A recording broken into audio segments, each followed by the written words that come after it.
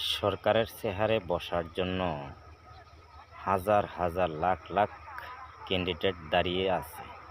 তো বিশেষ করে আসলে একটা দেশ পরিচালনা করা, একটা সরকারি গদির দায়িত্ব নেওয়া আসলে খামখেয়ালি বিষয় না।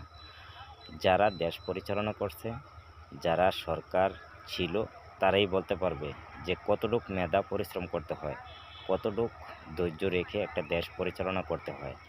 বিশেষ করে অন্তর্বর্তী সরকার ডক্টর মোহাম্মদ ইউনূস আমাদেরকে যেই প্রমাণটা দিয়েছে তাতেই মনে হয় যে দিন রাত ২৪ ঘন্টা অক্লান্ত পরিশ্রম করে একটা দেশ পরিচালনা করতে হয়।